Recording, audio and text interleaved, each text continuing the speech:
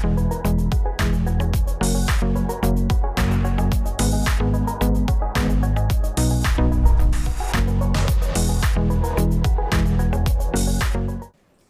मी यामिनी दळवी. तुम्हा सर्वांना दीपावलीच्या मनपूर्वक शुभेच्छा. मंडळी, दिवाळी आली आहे, त्यामुळे खरेदी आणि रोषणाई तर झालीच असेल, मात्र त्या सगळ्यासोबत सगळ्यात महत्त्वाचं म्हणजे फराळासाठी आपल्या सगळ्यांचीच जीभ आता चांगलीच सज्ज झाली आहे.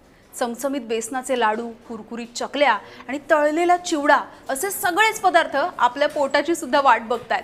मात्र दिवाळीच्या नंतर जेव्हा आपण वजन काट्यावरती चढू तेव्हा मात्र तो चांगलाच वाढलेला दिसणार आहे.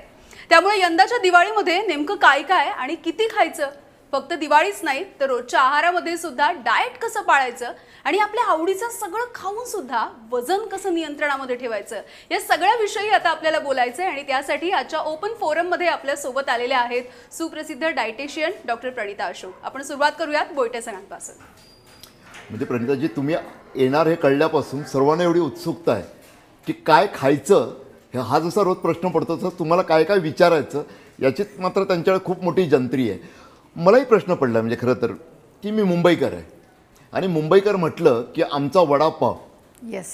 आणि त्यातही म्हणजे रोजचं नाही, आठवड्यातून एकदा तरी खाल्लाच पाहिजे. त्यातही जिथं खास चटणी मिळते तिथं तो हादळलाच पाहिजे. पुन्हा काही वेळा कधी अमोल येतो, कधी विठोबा येतो, चला समोसा खाऊया, नाही म्हणता येत नाही.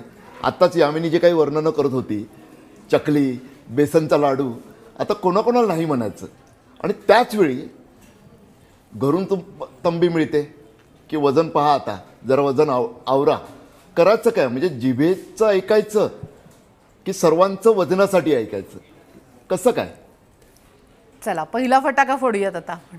वडापाव अतिशय सुंदर विषय आहे आणि मी वडापाववरती बहुतेक ब्लॉग लिहिलाय पूर्ण की वडापाव का चांगला असतो.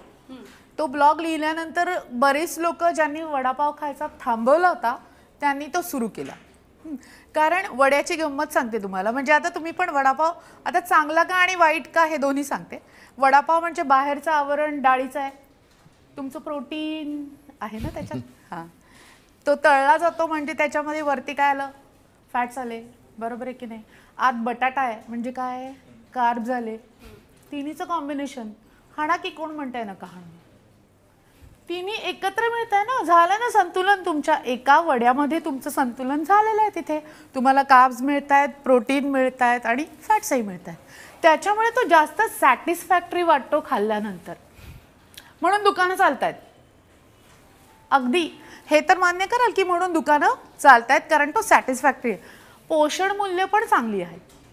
प्रश्न येतो पावाचा की जो आता बऱ्याच लोकांनी सॉल्व्ह केला आहे, मल्टीग्रेन ब्रेड वगैरे वगैरे वगैरे. तर आता मल्टीग्रेन ब्रेड बरोबर म्हटलं की वडापावचा वडा खा, मजा जाते. तर त्याची ती मजा जायला नको म्हणून कधीतरी तो पाव आणि त्याच्याबरोबर ब्रेड हा चांगलाच आहे, वाईट नाही आहे.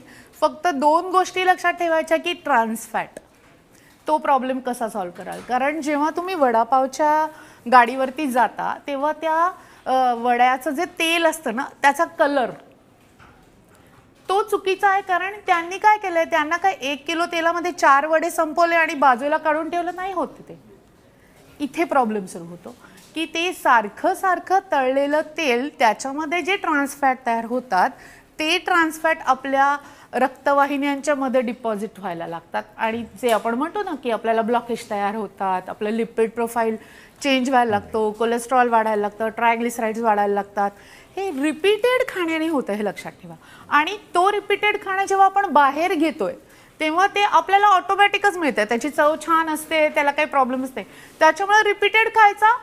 तर माझं म्हणणं, जिथं एकदाच तळलेलं तेल परत वापरणार नाही अशी काही कोणी गॅरंटी देऊ शकत नाही. बाहेर तर गॅरंटी नाही, शिका घरी करा.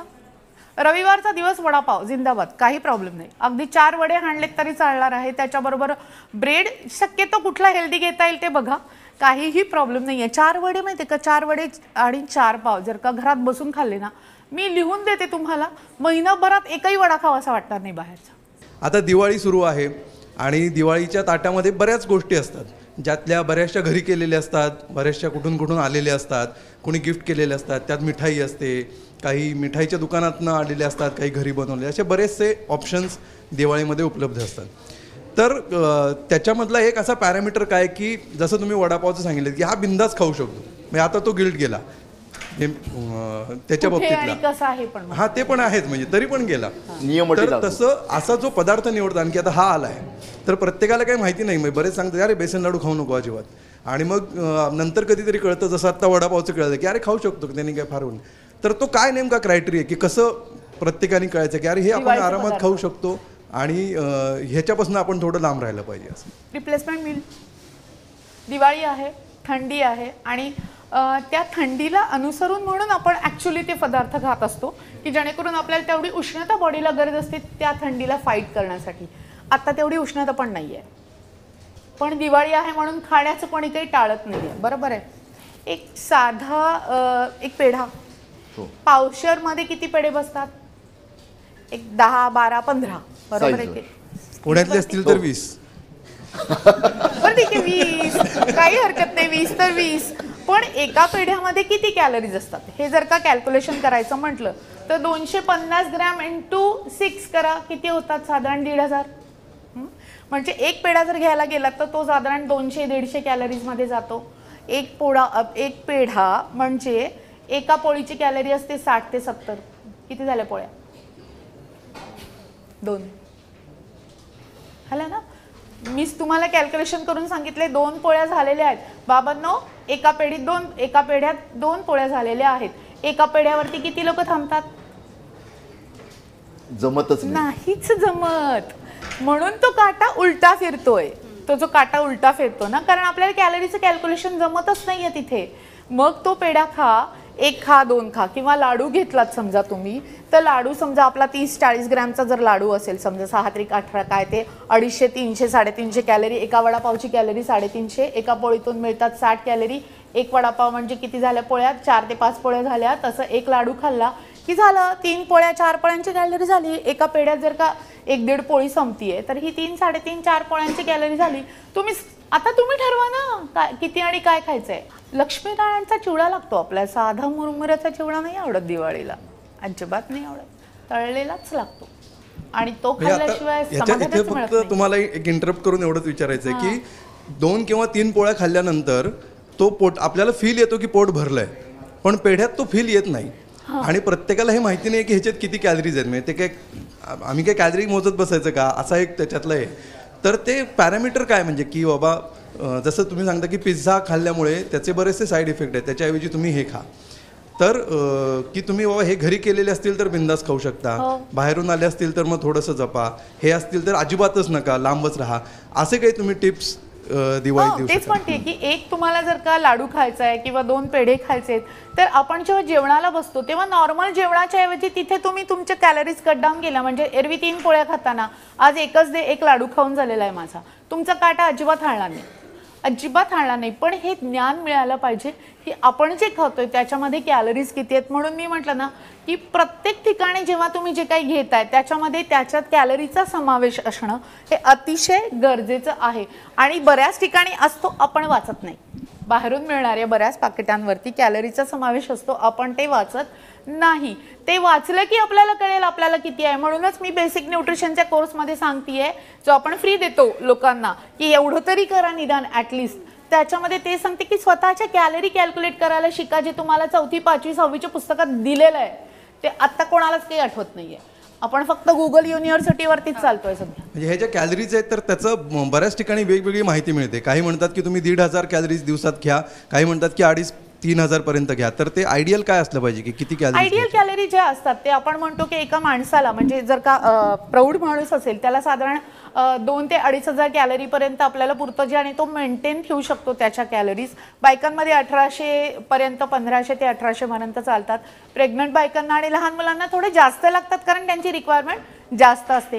पण हे नुसतं कॅलरीचं गणित नाहीये. तुम्ही खर्च किती करता, तुमचं मेटाबॉलिक रेट किती आहे, तुमचं वय किती आहे, तुम्ही कोणत्या क्लायमेटमध्ये खाता, तुमचे रोजच्या ऍक्टिव्हिटीच्या लेवल्स काय आहेत, या सगळ्याचं गणित मिळून ते कॅलरी कॅल्क्युलेशन ठरतं. त्याच्यामुळे जे लोक नुसत्याच कॅलरीवरती जातात आयदर ते भुके राहतात नाहीतर ते वाढलेले असतात. त्याच्यामुळे आपण जर का रेग्युलरली आपलं वजन मॉनिटर करायला शिकलो की दर महिन्यातून एकदा तरी स्वतःचं वजन करा. डोक्याची घंटा जरा लवकर कळेल ना, म्हणजे आपल्याला मागं यायला आपण तो काटा जो आहे, जी काही लोक अशी आहेत की जे रोज काटा बघतात आणि रोज मला फोन करतात, आज 400 ग्रॅम वाढलं, काल 200 ग्रॅम कमी होतं, हे 200 ग्रॅम वाढलंच कसं, हे असे असे असतं, असं हे होतं. 200 ग्रॅम वाढलंच कसं असं म्हणतात ते. पण त्यांना हे माहिती नसतं की रात्री उशिरा जेवलेले असतात आणि मध्ये काहीतरी गॅप ठेवलेला असतो, प्रचंड भूक लागलेली असते, तेव्हा एका वाटीच्या भाताने काही भागत नाहीये, 2 वाट्या समोर अजून तिसरं काहीतरी आलेलं असतं, कोणीतरी गुलाबजाम आणून ठेवलेला असतो, एखादं आता दिवाळीचं तुम्ही आता त्या टेबलवरती असतं, चला तेवढं तरी खाऊयात, ते कॅल्क्युलेशन करत नाहीत. पण वाढले 200 ग्रॅम वजन म्हणून तो काटा अगदी अर्ली पण बघू नका, दर 8 दिवसांनी बघू नका. जर तुम्ही वजनावरती नियंत्रण ठेवायचं असेल, ॲटलिस्ट माझं म्हणणं तो काटा 1 महिन्यानं तरी बघा की जेणेकरून 2 किलो वाढलं तर ते कसं कमी करायचं हे आपल्याला शिकता येईल. मी तर म्हणते प्रत्येक सोसायटीच्या बाहेर एक मोठा वजन काटा असतो ना, जो छान प्रत्येकाने येऊन तिथे आपला हाऊस म्हणून आपलं वजन केलं ना तरी 50% ओबेसिटी तिथल्या तिथे कमी होईल. कारण जेव्हा बघतो आपण की अरे 72चं एका आठवड्यात 75ला गेलोय, बाबा काहीतरी झालंय, मागे या. असं माझं म्हणजे असं पॉलिसी डिसिजन करा काहीतरी की जेणेकरून तुम्हाला लवकर कळलं पाहिजे की तुम्ही खूप पुढे जाताय, मागे यायला पाहिजे तुम्हाला. डाएट आणि व्यायाम म्हणजे दोनापैकी एक काहीतरी समजा जमत असेल तर व्यायाम समजा करायला वेळ मिळत नाही आहे तर मग डाएटवर हेल्दी राहता येतं का? हो, नुसत्या डाएटवर. कारण तुम्ही जर का डाएट आणि व्यायाम याच्यातला प्रकार घेतला तर मी असं म्हणेल की छान पंचमीला गेलोय, दुर्वांकूरला गेलोय, तुमच्या इथली कुठली थाळी आहे मला माहिती, थाळीत एकदम मस्त सगळे पदार्थ ठेवलेले आहेत, बरोबर आहे, मीठ एकातही नाहीये, मजा येईल का? खूप छान दिसताना, बरं दिसतं का या पदार्थात मीठ असेल की नाही? नाही दिसत. खाल्ल्यावरती कळतं ना त्याच्यात मीठ आहे की नाही. मीठ किती लागतं खाण्यात? मीठ किती लागतं? चिमूटभरच आहे. चव वाढवतं ना, तसंच व्यायामाचं काम आहे. तो रेग्युलरमध्ये थोडा का होईना तर असेल तर ते तुमच्या बॉडीला फिटनेस देण्याचं काम करतं. त्याच्यामुळे नुसता व्यायाम आणि नुसतं डाएट याला काहीही अर्थ नाही आहे. तुमचा 70 ते 80% डाएट आणि 30 ते 20% तुमच्या रोजच्या कॅल्क्युलेशनप्रमाणे किंवा तुमच्या गरजेप्रमाणे व्यायाम हा गरजेचा आहे. कितीतरी लोक अशी येतात की मी आता 4 महिन्यापासून किंवा 1 महिना झाला जिम लावली आहे, मला असं वाटलं जिम लावली केलं की मस्त काटा उतरणार, अर्धा किलो पण हलत नाहीये मॅडम काटा, आता मग सांगा काय करायचं. तेव्हा diet play in to role आणि मग कळतं की दोन्हीचं कॉम्बिनेशन केलं तरच ते घडू शकतं. कॉम्बिनेशन एकाला धरू नका, कॉम्बिनेशन गरजेचं आहे. मीठ जर का आपल्याला खाण्यात हवं असेल तर आपल्या रोजच्या डाएटमध्ये, आपल्या रोजच्या आहारामध्ये, आपल्या रोजच्या रुटीनमध्ये तुमचा व्यायाम तेवढाच असणं सुद्धा गरजेचं आहे, इम्पॉर्टंट आहे. कमी केला तरी चालतो पण करणं गरजेचं आहे. म्हणून मिठाचं उदाहरण दिलं. हा ओपन फोरम पाहताना अनेकांच्या घरचा फराळ झालेला असेल किंवा काही जण बनवतसुद्धा असतील, तर आता हे सगळं कॅलरीज, डाएट, जिम ह्या सगळ्यांचं गणित बघता तुम्ही त्या सगळ्या फराळ बनवणाऱ्या महिला कंपनीला काय टिप्स द्याल सध्याची? कारण फराळ हा आपल्या खाद्यसंस्कृतीचा भाग आहे, तो माझ्या आजीपासून पणजीपासून चालत आलेला आहे. तुम्ही सांगितलं तसं तेव्हा एनर्जीची गरज असते हिवाळ्यामध्ये, आता क्लायमेट चेंजेस पण झालेले आहे, सगळंच बदललेलं आहे, पण आपली फराळ संस्कृती कायम आहे. त्यामुळे आता बदललेल्या सगळ्या ह्या गोष्टीनुसार आपलं फराळामध्ये काय चेंजेस केले पाहिजेत? मला तरी असं वाटतं की बदललेल्या संस्कृतीनुसार, बदललेल्या वातावरणानुसार आपल्याला फराळ पण बदलायची गरज आहे. म्हणजे मी म्हणते की तुम्ही जेव्हा एखाद्याकडे जाल किंवा तुमच्याकडे समोर लाडू चिवडा ठेवलेला आहे, करंजी ठेवलेली आहे, हां मिनिमम अमाऊंटमध्ये एखादा लाडू किंवा थोडीशी करंजी किंवा थोडंसं एखादं चकली असं जर का खात असाल आणि रोज नसाल खात, एका दिवसातल्या एका वेळेला तेवढं पुरेसं असेल तर त्या फराळाच्या शेजारी अजूनही काहीतरी ठेवायची, एक फ्रूट प्लेट आणून ठेवा, बरोबर. एका पोलिसांच्या कार्यक्रमाला गेले होते तेव्हा तिथे कार्यक्रम असताना दुपारी 2 वाजता चहाचे ग्लास फिरवत होते. चहा दुपारी 2 वाजता इतकं गरम होत होतं आणि तो चहाचा कप हातात सुद्धा धरवत नाही. म्हणली याला कोकमने रिप्लेस करा, किती छान होईल ते उन्हाळ्यात जर का तेवढं जरी कोकम पिलं. आपल्याला इथे बदलण्याची गरज आहे, इथे विचार करण्याची गरज आहे. ती घरात बीपीचा पेशंट आहे, शुगरचा पेशंट आहे आणि त्याच्यासमोर तुम्ही लाडू केले, चकली केली, करंजी केली तर तो खाणारच आहे. त्याला रिप्लेसमेंट करा ना, काहीतरी त्यांच्या आवडीचं करा, फ्रेश करा. येणाऱ्या लोकांना दिवाळीच्या यावर्षीपासून एक काम करा, त्या माणसाला जे फॅमिली येणार आहे त्यांना सगळ्यात जास्त काय आवडतं, अगदी मी म्हणते 2-4 भजी जरी गरम गरम करून दिलेत तुम्ही तरी चालणार आहे. पण तो गोडाचा जो काही तुम्ही मारा करताय तो मारा वातावरणातील बदलानुसार तरी बदला, असं माझं म्हणणं आहे. करा, तो एक संस्कृतीचा भाग आहे, त्याचा रिस्पेक्ट ठेवला पाहिजे, पण इतकं करू नका की जेणेकरून तुमचे काटे हलतील. एवढं जरी केलं तरी तो आपल्याला पुरेसा आहे. आणि प्रत्येकजण आता टाकतोय, सोशल मीडिया आहे त्याच्यावरती टाकलोय की आम्ही याला हे असं हेल्दी केलंय, याला हे असं हेल्दी केलंय. काही तर चॅनल्स असे आहेत ते मस्तपैकी गव्हाचं पीठ वापरतायत, कोको पावडर वापरतायत, त्याच्यापासून केक तयार करतायत, अप्रतिम आहेत असे, तुम्ही पण बघितलेले असतील. खजूरचा वापर बऱ्याच ठिकाणी केला जातो, गोडाला किंवा तुमच्या साखरेला किंवा गुळाला रिप्लेस म्हणून. साखर गुळवरून आता लक्षात आलं, साखर गुळ आणि मध. आम्हाला डायबिटीस झालाय, आम्ही साखरेचा चहा पित नाही, गुळाचा चहा पितोय. बरोबर आहे ना मॅडम? साखरेमध्ये 100% शुगर आहे, गुळामध्ये 85% शुगर आहे. जर का तुम्ही साखरेचा चहा एवढा घेताय आणि गुळाचा एवढा घेताय, साखर बघा तुम्ही कार्ब्स कशात जास्त येत आहे, काही अर्थ नाही आहे. आणि ते असंच विचारतात, या सगळ्यांमध्ये कार्ब्स आहेतच, सिंपल शुगर आहेतच आहे, फक्त याच्यात थोडासा मिनरल्सचा फरक आहे. आणि तो पण एवढीशा गुळामध्ये काय एवढे मोठे मिनरल्स मिळणार आहेत तुम्हाला? घ्या तुम्ही, त्याला घेऊन, पण त्याला प्रमाण ठेवा. लोक चहा घ्यायला सुटले ना की 7, 8, 10 कितीही कप होतो.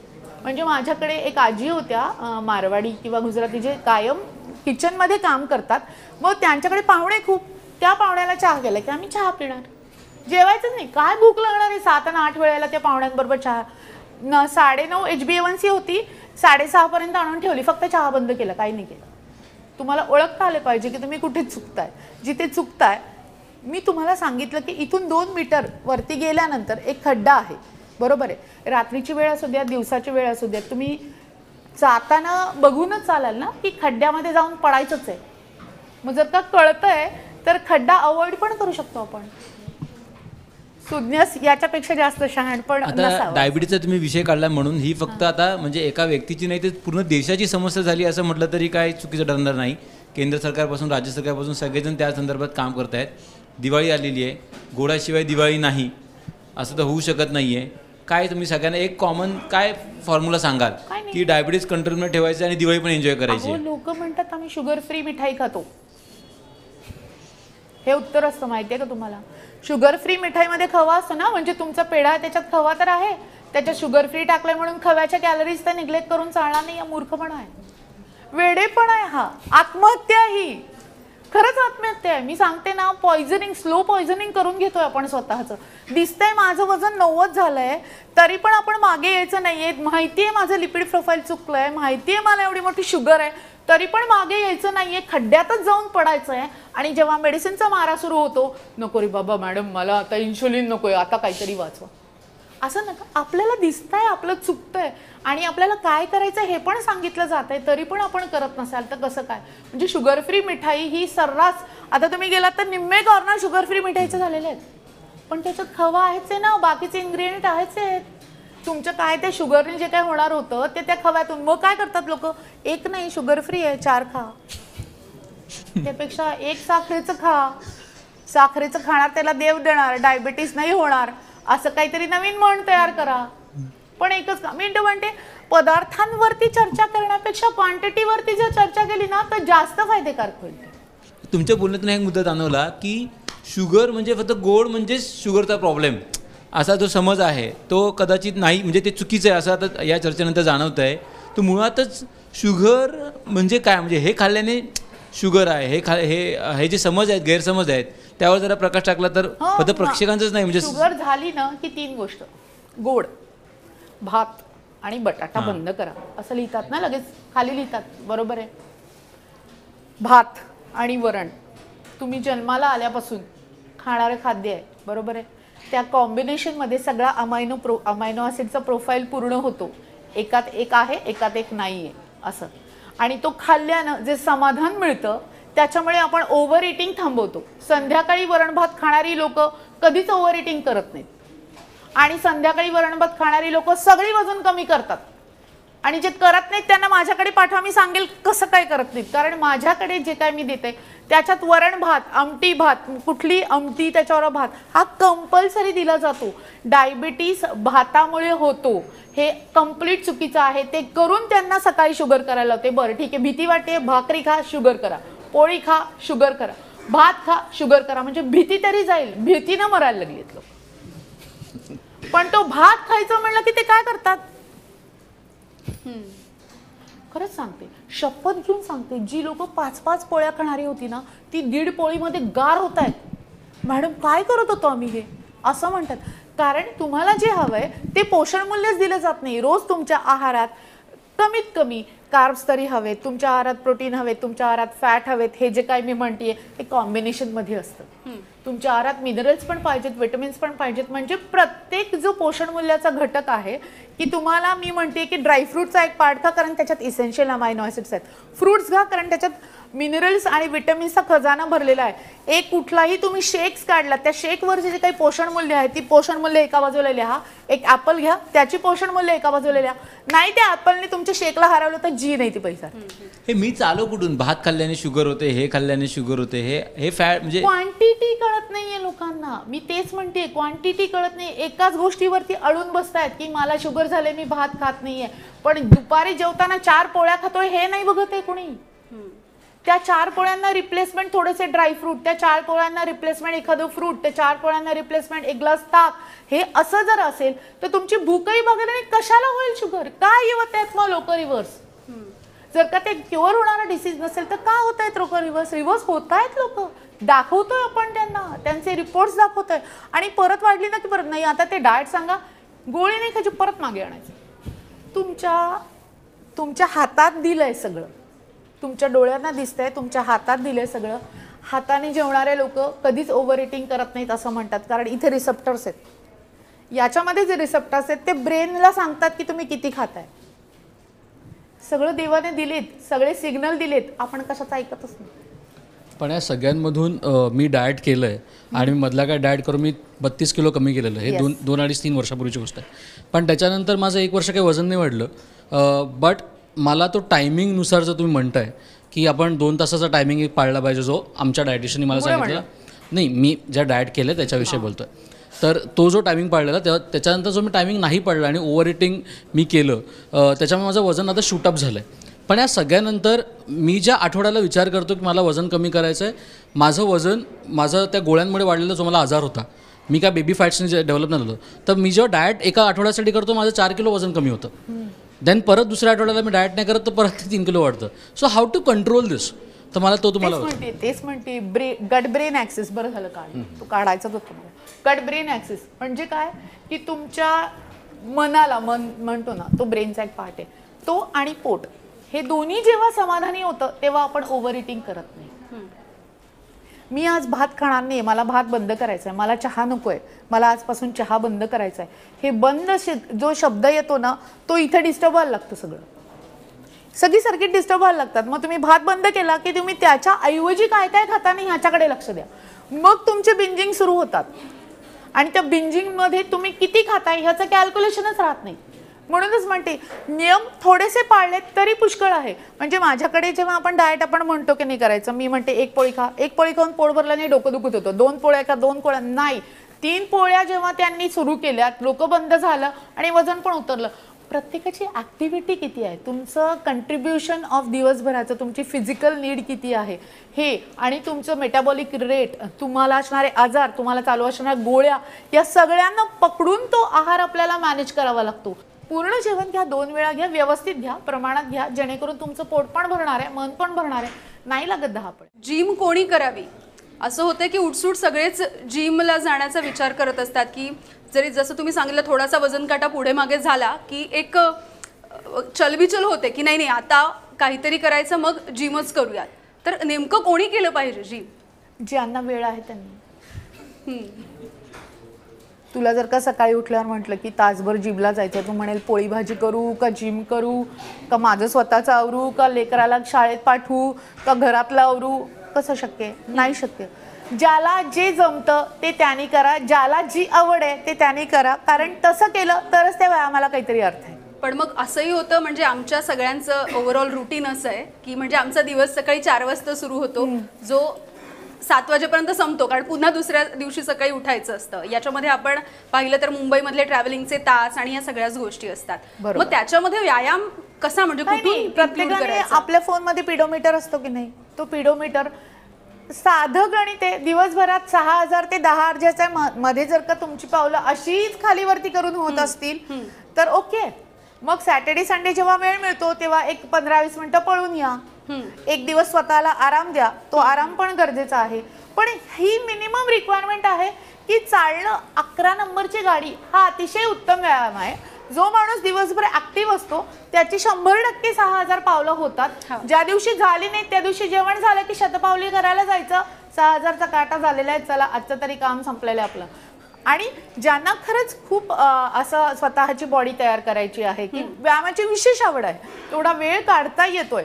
उदाहरणार्थ सगळे यंग एज मधली लोक की हे चांगलं आहे, पण म्हणजे वाईट आहे असं म्हणत नाही, हे चांगलं आहे, त्यांनी त्यांच्या बाबतीत कॉन्शियस राहिलंच पाहिजे आणि त्यांनी जिम करावी तरी काही प्रॉब्लेम नाही. पण ज्या लोकांना कमरेचं दुखणं आहे, मानेचं दुखणं आहे, त्यांनी जर काही असं करायला गेलं आणि ते व्यवस्थित गाईड केलं गेलं नाही तर त्याच्यामध्ये पण खूप लोक दुखावलेली गेलेली आहेत. म्हणजे मानेला धक्का बसलाय, योगा वगैरे मध्ये पण आता तो काहीतरी पॉवर योगा वगैरे पण आलेत ना, अंडर प्रॉपर गायडन्स केलं तर प्रॉब्लेम नाहीये. पण आधीची दुखणे घेऊन नवीन काहीतरी करायला गेलात तर त्यापेक्षा आधी ते हललेले काटे, बदललेले काटे अलीकडे आणण्याचा प्रयत्न करा आणि मग तुमचं एकदा बॉडी फिटनेस यायला लागला की तुम्ही त्याला व्यायामाची जास्तीत जास्त व्यायामाची जोड देऊ शकता. जी बाई घराच्या पलीकडे जायला पण धजवत नव्हती, म्हणजे भीती वाटत होती की मी कुठेतरी पडेल, तिनं एक 10 किलो वजन 7 किलो वजन कमी करताना ती माझ्यापर्यंत चालत येते. रोज 10 किलोमीटर चालते ती, जिला 4 पावलं. पण हे नॅचरली आहे, कारण तुम्ही जेव्हा तुमच्या बॉडीचं ते ओझं कमी कराल ना तेव्हाच तुमची बॉडी इनर व्हॉइस देते की नाही आता हे छान वाटतंय, हे मला करायचंय, मला हे टिकवायचंय. पण त्याच्यासाठी कोंबडी अधिक अंड हा प्रश्न झालेला आहे. त्याच्यामुळे माझं असं म्हणणं आहे, जे आधी येईल ते आधी घ्या आणि पटापट सुरुवात तरी करा त्या गोष्टीला की माझं या महिन्यात माझं दिवाळीत वजन वाढणार नाही एवढी तरी मी काळजी घेईल. बरं वाढलं तर ते मी लगेच मागे आणेल एवढी जरी काळजी घेतली तरी ती वजनांच्या काट्यांना अजिबात तुम्ही घाबरण्याची गरज नाही. रादर काटा मला घाबरतो असे माझे पेशंट म्हणतात की तुम्ही बोललात आणि मग असं ठरवलं कालपर्यंत जो नव्हता आला काटा तो आज बरोबर 1 किलो, कारण मॅडम बरोबर मीटिंग होती ना, मग ते उत्तर द्यावं लागतं तिथे.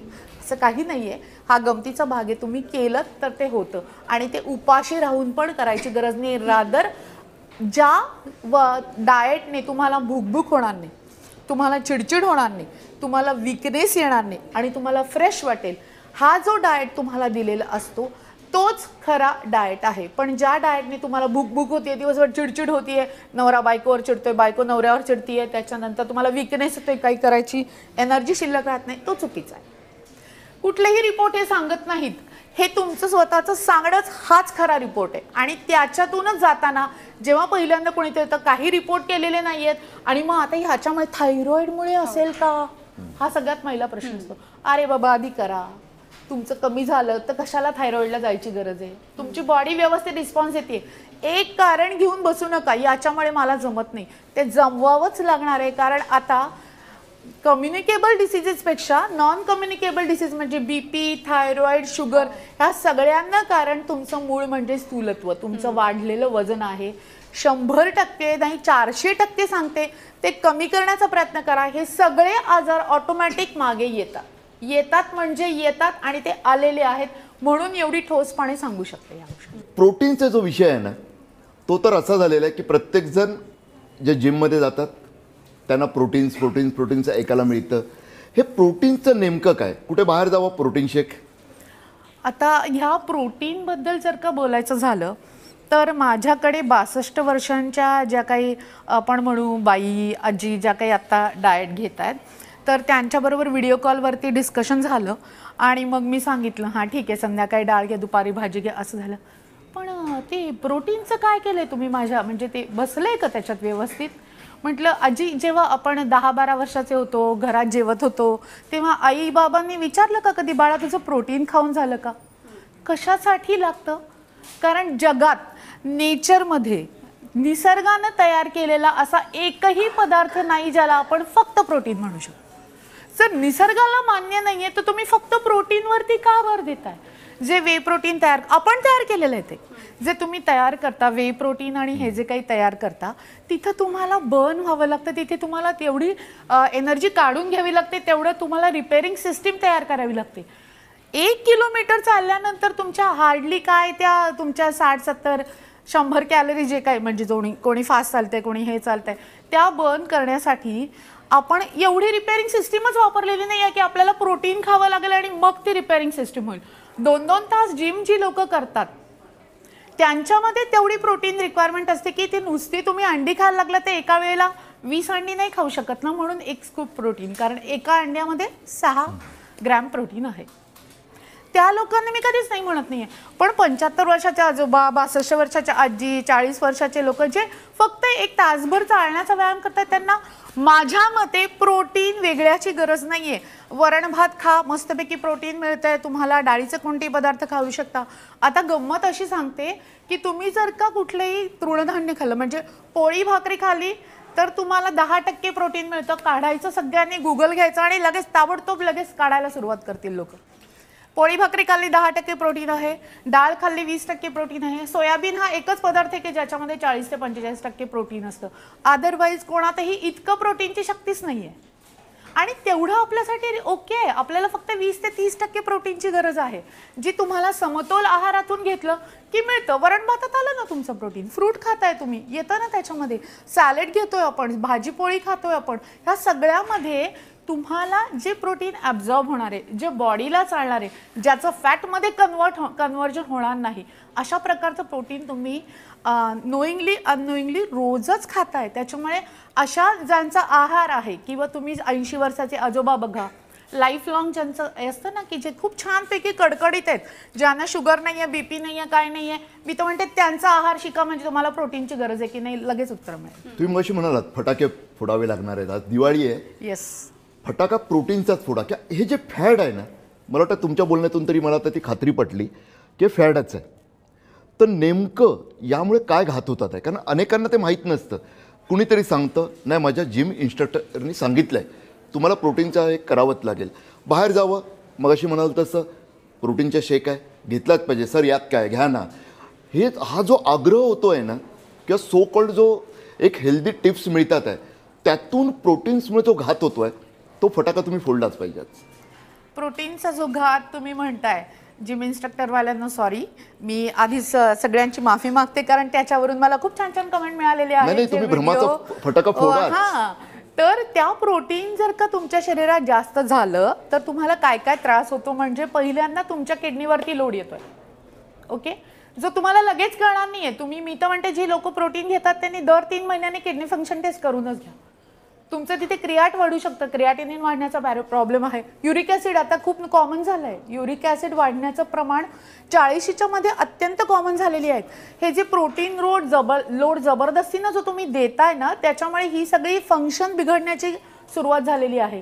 ते तेवढ्यानंच बिघडते हे दाखवता येत नाहीये, म्हणून आपण त्याच्या विरुद्ध काहीच करू शकत नाही. पण चुकीचा आहार किंवा हे जे प्रोटीनचं फॅड आहे हे डोक्यातून घालवलं नाही, ज्यांना गरज आहे त्यांना नक्की द्या. मी म्हणते 2-3 तास व्यायाम करताय, खेळाडू आहेत, ॲथलीट्स आहेत, त्यांना गरज आहे, नाही असं म्हणत नाहीये. पण प्रत्येकाला एवढी गरज नाहीये की त्यांनी वेगळा बॉक्स काढावा, त्यातून स्पून घ्यावा आणि तो प्यावा. त्याऐवजी मस्तपैकी रोज एक फ्रूट खाल्लं, एक ड्रायफ्रूट, जे म्हणते मी ड्रायफ्रूटचा लाडू तुमच्या मल्टीविटामिनच्या बाप काम करेल, हे जे काही झालेलं आहे फॅक्ट आहेत त्या. कारण त्याच्याने मी रिपोर्ट्स असे प्रूव्ह करून दाखवलेले आहेत की माझ्याकडे आलेली जी मंडळी आहेत ती सगळी विटॅमिन डी कमी असणारी असतात. तर त्यांना काय वाटतं, अरे बापरे आता आपलं विटॅमिन डी कमी काय आहे. विटॅमिन डी कमी काय ह्याचं जर का कारण मिळालं ना, तर तुम्ही आधी डोक्याला हात लावाल, कारण विटॅमिन डी हे फॅट सोल्युबल आहे, मान्य आहे सगळ्यांना. तर तुमच्या बॉडीमध्ये फॅट जास्त आहे, तुम्ही ओबेज आहात, तुमच्या बॉडीमध्ये फॅट जास्त आहे, ते विटॅमिन डी तुमच्या फॅटमध्ये विरघळून गेलंय, तुमच्या ब्लडमध्ये दिसतच नाहीये. त्याच्यामुळे लेवल तुमच्या अपरेंटली लो आहेत. तुम्ही फॅट कमी करा, त्या लेवल्स तुमच्या ऑटोमॅटिकली वाढतात. मग तेव्हा ती रिलेटिव्ह डेफिशियन्सी असते, ॲक्च्युअल डेफिशियन्सी नसते. हे आपण सगळ्या पेशंटला बिफोर आफ्टर जेव्हा त्यांना आपण करायला लावतो तेव्हा हे प्रूव्ह झालेलं आहे. त्याच्यामुळे हे विटॅमिन डी झालेलं आहे किंवा प्रोटीन झालेलं म्हणतात. बरं, असं पण मला कोणीतरी सांगा, रोज उसळी म्हणजे आपण स्प्राऊट असतात की नाही, लोकांचं एक फॅड झालंय, ते स्प्राऊट सकाळी उठल्यानंतर खाऊ का, ते अतिशय हेल्दी आहे.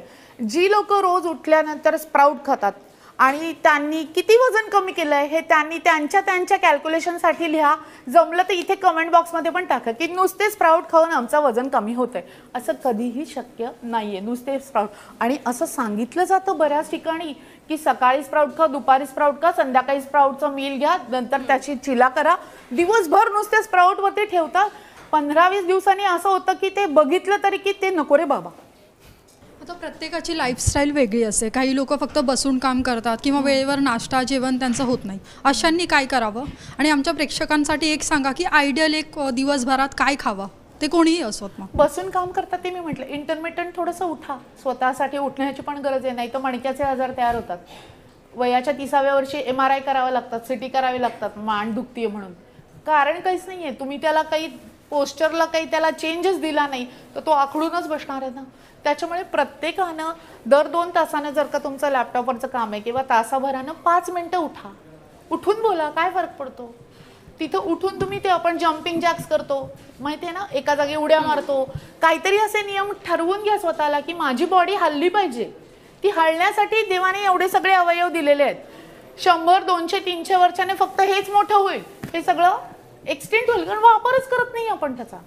त्याच्यामुळे हलणं हे खूप गरजेचं आहे. त्याच्यामुळे स्वतःला नियम पाळून घेतलेत तर ते MRI CT म्हणजे CT MRI पेक्षा हलणं जास्त कम्फर्टेबल राहील. नाही का आपल्याला कोणी सांगितलं की हाला CT MRI करावा लागणार नाही. तरुणाईमध्ये जे माझ्यासारखे लोक आहेत ते घरात कमी बाहेर जास्त असतात, त्यामुळे फास्ट फूडचं प्रमाण खूप मोठ्या प्रमाणात वाढतं आणि ते कमी करू शकत नाही कारण बाहेर ऑप्शन नसतो कधी कधी आपल्याला खायला. तर अशावेळी काय करावं की ते कसं कमी करता येईल किंवा काय त्याच्यामध्ये काय ऑप्शन असू शकतात का? फास्ट फूडला तुम्ही का पोळीचं रोल खाऊ शकत नाही? जेव्हा घरातून बाहेर पडता तुम्ही तेव्हा तुम्ही पोळीचे रोल करून घेतले. तुम्हाला जर का फास्ट फूड खायचं आहे तुम्ही आठवड्यातून एकदा 15 दिवसातून एकदा असं, मी तेच म्हणते ना, तुम्ही खाताय ते पॉयझन खाताय असं म्हटलं तरी मी खातच राहणार आहात का? एवढं तरी सांगा. ब्रेड खायचा आहे किती वेळा खायचा? रोजच खायचा?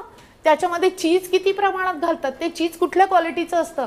तळलेलं आता तर ती भुर्जी वगैरे करतात, मी म्हटलं तसं किती बटर घालतात त्याच्यात, आणि एवढ्या बटरचं त्यांना परवडतं कसं हो असं पण मला इन्स्टाला विचारतात लोक. आता ज्याने करतात त्यांना विचारा कोणतं बटर वापरतात.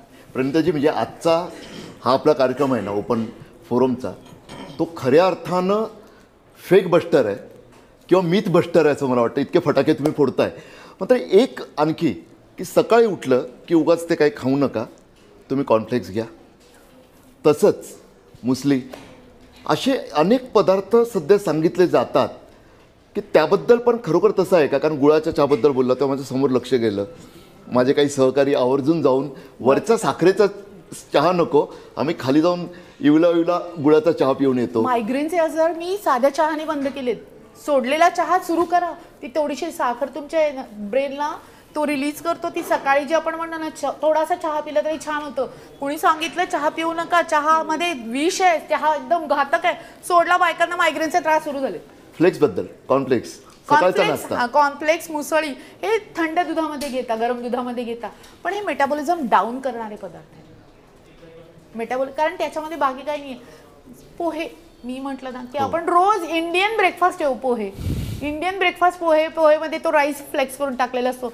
तळणीचं तेल आहे, फॅट आले त्याच्यामध्ये. तुम्ही जिरं मोहरीची फोडणी घालताय, मिनरल्स टाकताय त्याच्यामध्ये, कांदा टोमॅटो घालताय, फायबर्स टाकताय, विटामिन्स टाकताय, मिनरल्स टाकताय, वरतून पोहे घालताय, कोथिंबीर आहे, फायबर्स आहेत. इतकं प्रचंड सुंदर पोह्यांना डिस्क्रिप्शन केलेलं आहे. मला वाटतं त्याच्यावरती लोकांनी म्हणजे इतके छान छान कमेंट दिलेले आहेत. ते खाल्लं ना की इतकं भारी वाटतं. मुसळी खाऊन किती लोकांना रोज भारी वाटतं मला माहिती नाहीये, पण हे खाल्ल्यानं नक्की सगळ्यांना भारी वाटतं. नाही पण अडचण आहे ना, पहा ना, म्हणजे शेवटी भूक आहे ना ही चव सापेक्ष पण आहे. मग तीच सांगते ना, अडचण ती होते. बळजबरी स्वतःला का म्हणून ते ओट्स आणि मुसळीमध्ये दाबून घेताय. आणि ओट्स आणि मुसळी खाऊन किती लोकांचं वजन कमी झालंय, त्यांचे इतर काय प्रॉब्लेम्स आहेत हे पण जाणून घ्या. प्रचंड प्रॉब्लेम्स आहेत त्यात. नाही, अडचण ही होते मात्र, जसं आता पद्मेश सांगत होता की दिवसातले 16-17 तास बाहेर आहे. तुम्ही सांगता तसं तो चपातीचा रोल घेऊन बाहेर पडणं शक्य होत नाही. बाहेर फास्ट फूड त्या स्टॉल समोरून जाताना खमंग वास आला की आपोआपच पावलं तिथं वळतात आहे. करायचं काय? म्हणजे काहीतरी असा एक उपाय सांगा की बाबा ते चपाती शक्य होत नाही घरातून आणणं, किंवा काही लोक एकटेही राहतात आहे आणि तिकडे मिळायला लागले बाहेर कुठे मिळत नाहीये. फास्ट फूड वाले ना, मला वाटतं पराठे वगैरे असं पण मिळायला लागलेत आता बरेच ठिकाणी ना. पराठे मिळत आहेत, त्याच्यानंतर छोट्या छोट्या थेपले मिळत आहेत. त्याच्यानंतर मी तुम्हाला सांगते चांगल्या ह्याचे एक साधं इंडियन फूड असणारं छोटी थाळी मिळते बऱ्याच ठिकाणी आता. ही थाळी हां, इंडियन थाळी स्मॉल थाळी मिळते. त्याच्यानंतर तुम्हाला सांगते, तुम्ही ते केक आणि बर्गर्सच्या ऐवजी जर का नाचणीचे बरेच असे ड्राय आयटम्स आहेत की जे चांगल्या प्रकारे तयार करू शकतो. नाचणी सगळ्यांनी आहारात आणा. त्याचे कोणीतरी डोसे करते, कोणीतरी बिस्किट करते, कोणीतरी केक करतंय. हे अशांना रिप्लेस करा नाही त्या गोष्टी. फास्ट फूडवाल्यांना पण मी ही विनंती करते की जे चुकीचं आहे त्याऐवजी चांगले ऑप्शन शोधा.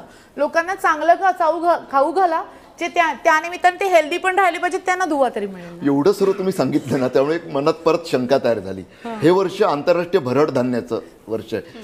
आता नेमकं म्हणजे त्यातही खरोखर सांगा की आम्हाला सर्वांना असं वाटायला लागलं की नाचणीची भाकरी खाऊया, इतर काहीतरी खाऊया, मात्र नेहमीचं गहू नको. आता असे जे प्रकार आहेत ना, यातलं खरं काय? खरोखर भरड धान्यामुळे तो फायदा होतोय आणि गव्हामुळे गहू सोडून काही फायदा होतोय की खरोखर संपूर्णपणे सोडणं ग्लुटेनच्या भीतीनं तेवढंच घातक आहे? कारण मगाशी तुम्ही भाताबद्दलचा एक मिथ दूर केलं, गैरसमज दूर केलं. गव्हाबद्दल ज्यांना ग्लुटेन सेन्सिटिव्हिटी आहे याचं प्रमाण खूप रेअर आहे. म्हणजे मला सांगायला वाईट वाटतं की नाही आहे, एवढं ग्लुटेन सेन्सिटिव्हिटीचं प्रमाण नाही आहे आपल्याकडे. ज्याला पोळी खाल्ल्यानं त्रास होते त्याला ढिगभर ऑप्शन आहे. त्याला भाकरी खाता येतो, भात खाता येतो, काहीही, सगळे मिलेट्स खाता येतात. मिलेट्स जर का आणायचे असतील तुम्ही सांगा ना, आम्हाला मिलेट्स खायचेत. बघा सोशल मीडियावरती काय काय काय काय तयार करतात मिलेट्सपासून. डोशापासून तुम्हाला सांगते, भाकरीपासून तुम्हाला सांगते, उपमा. परवा मी खिचडी बघितली, साबुदाण्याची खिचडी दिसते. साबुदाणा दिसतोय पण साबुदाणा नाहीये. ओळखा बरं काय? ज्वारी भिजवली होती. भिजवलेल्या ज्वारीचा साबुदाण्यासारखी दिसणारी खिचडी केली होती. करा असे तुमच्याच हातात आहे. तुम्ही लोकांना चांगलं खाऊ घालायचंय, त्यांच्या 2-4 दुवा घ्या. जसं मी माझ्या डोक्यावरती आता 40,000 लोक बसलेत वजन कमी करण्याची. फक्त बोलून कमी करते, काहीच देत नाहीये.